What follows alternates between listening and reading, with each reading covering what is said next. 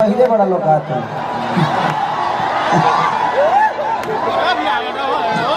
लाठी के में ढुक जाए ना आँख में। हाँ आराम से प्यार, सभी अपने लोग बा, अपने घर के लोग बा। थोड़ा सा हमसे आपकी रो लेकिन सभी अपना घर परिवार के ही बा। हम केहू के ना कह कि मन से उतर जाए, रो लोग अपने मने उतर जब का अच्छा हो जाए। के भी मतलब के फुरफुरिया छोड़े लगा बर्थडे मनावे लगल।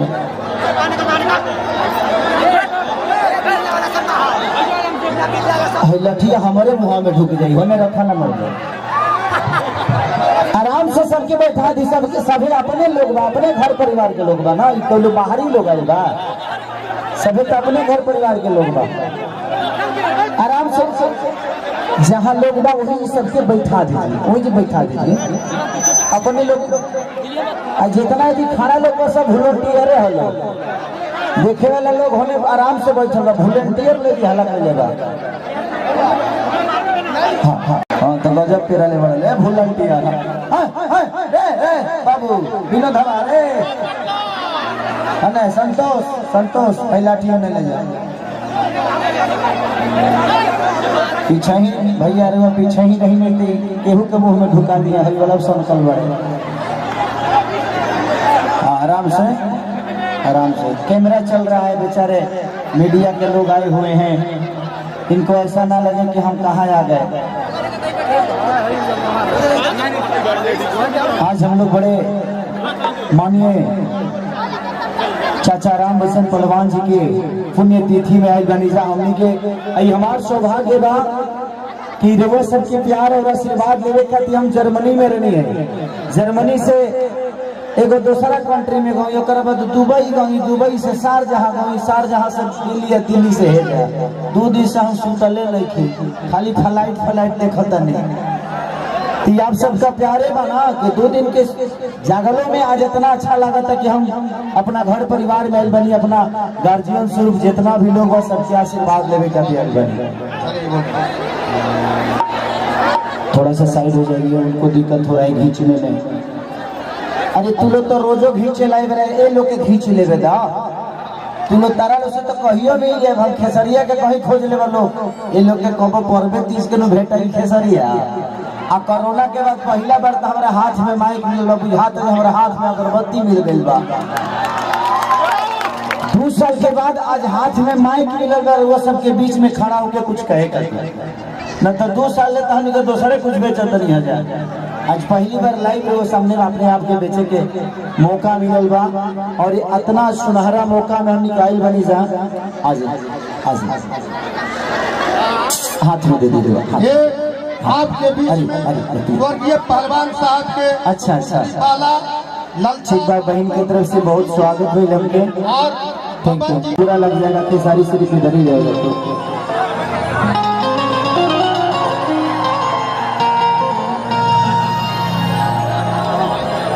थोड़ा सा पीछे करवा दीजिए लोगों को।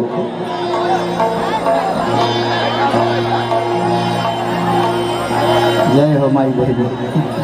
आज बुझा था कि हमनियों के धरती के आदमी है जा, न तो कोरोना सब ऊर्जा घींच देने लगा। हेलो हट जा बाबू, हट जा, ये कोरस में जा, हट जा। इधर माता बहन बेटी बैठी है ना, इन लोगों को प्रॉब्लम होगी। आप लोग हाँ बैठ जाइएगा क्योंकि इनको देखने में प्रॉब्लम हो रहा है।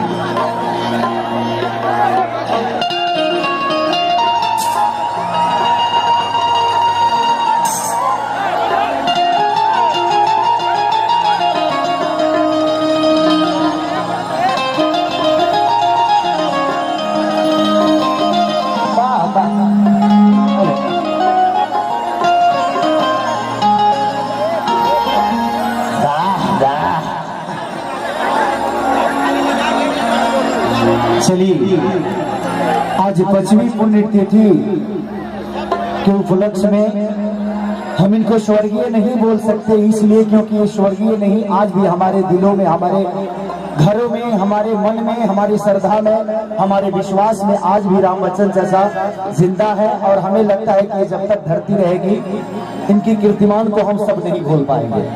जो इन्होंने किया हमारे लिए, इस धरती पे अगर हम कुछ बोल भी रहे हैं तो इनका बहुत बड़ा योगदान है इस धरती के लिए। तो मैं चाहता हूं कि जोरदार ताली बजे हमारे चाचा के लिए, जोरदार हल्ला करके। I love you.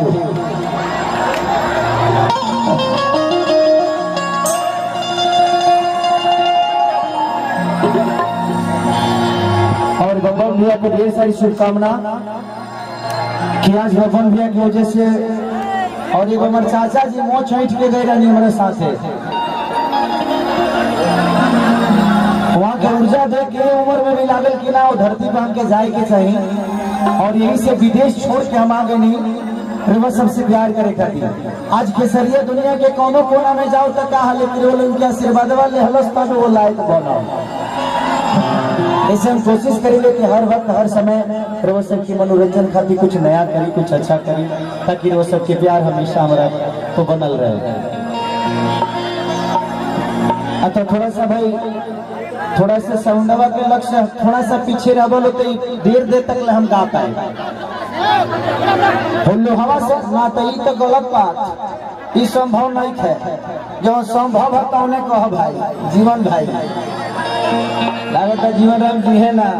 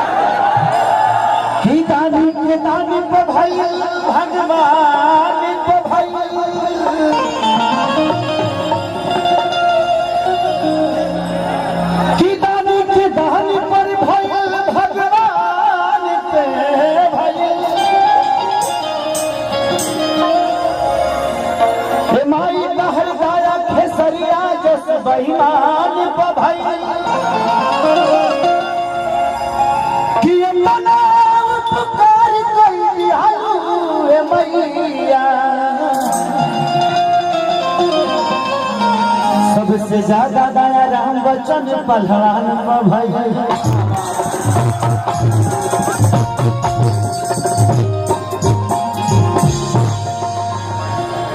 देखिए ये धरती से राम जुड़ गई भाई, यहाँ के नाम में राम बा।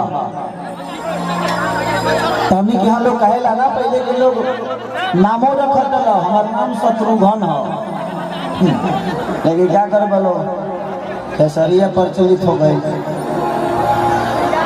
वहीं छीट तो बराबर खिस्सा बना हो। आज हमके हमारे नाम से हमारे घर के लोग भी ना जान पाएला। इस समाज हमके खेसरिया बोला से खेसरिया के का ना बोला। ट्रेंडिंग स्टार का हिस्ट्री स्टार का मिस्त्री स्टार हिट मशीन बताओ इतना नहीं शरीर के लोग मशीन बना दे लोग के प्यारे था कि माँ के ज्योति से नूर मिलता है, सभी के दिलों को सरूर मिलता है।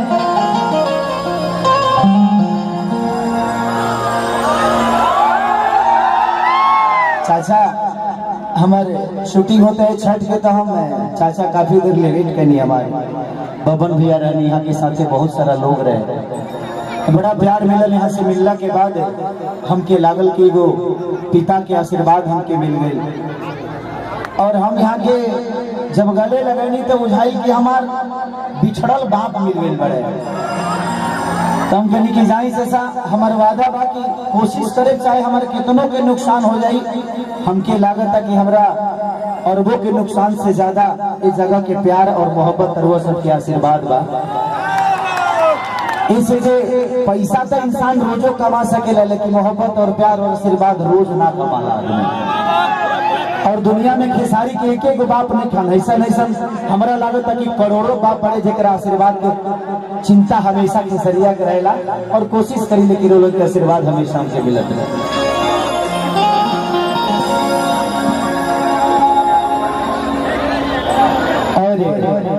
अभी हम सुनिए कि चाचा मुखिया से भी खड़ा बनी, चाचा हमारे चाची खड़ा बनी, हमारे माई खड़ा बनी। तो हम अपील करत तनी एक बार खेसरिया के माई के जिता दिया लो। राजनीतिक मंच रहा, लेकिन इमोशन बा अपना परिवार से जुड़ल बा, आदमी बात को बोलना सर, लेकिन क्या जरूरत है लोग इतना हम माला पहन लेनी, हमारा लागत है कि इतना गाला में माला आ ना पाए, लेकिन आप लोग समझ लीजिएगा कि खेसरिया हमने के माला पैदा रहा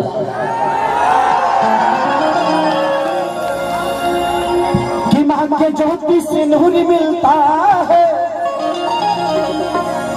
सभी के दिलों को सरूर मिलता है, कि मां के दरबार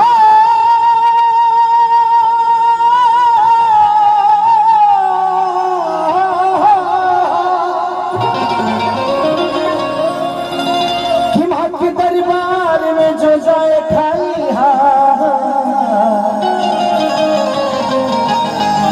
उसे कुछ न कुछ जरूर मिलता है।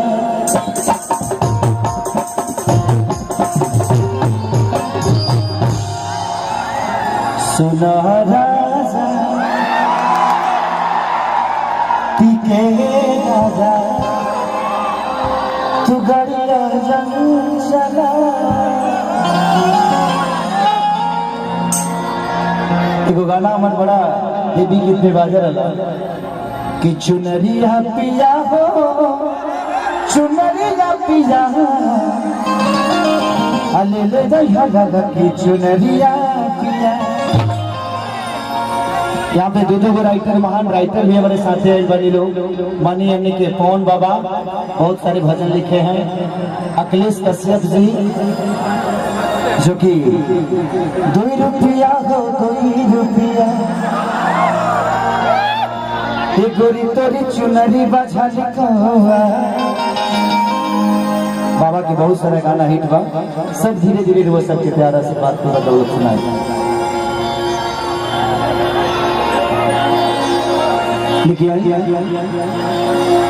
एगो भजन माई के जो हमार समझ लीजिए कि हमारे खातिर वारती है कि माटी के मूर्ति ही से तकेली मुस्काई के 1 2 3 4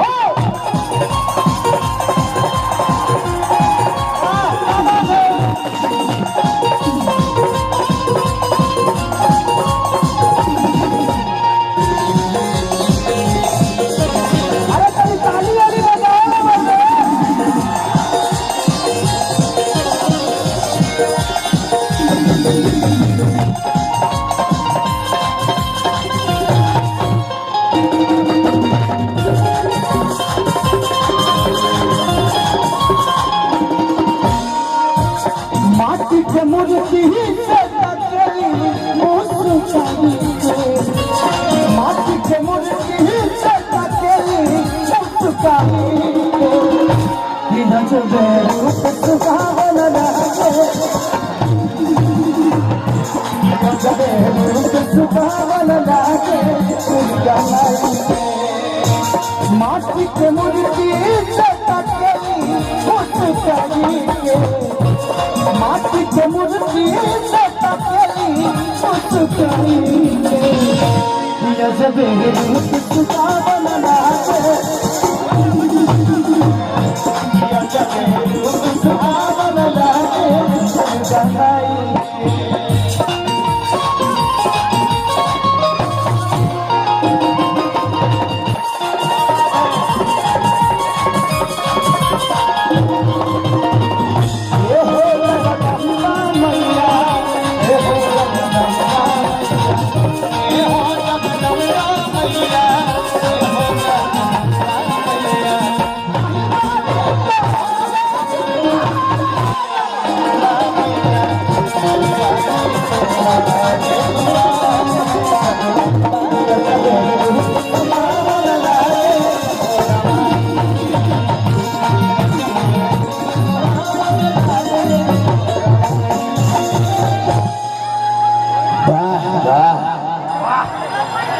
कि यहाँ की खाती आग बाड़ी अरे पानी खाते पानी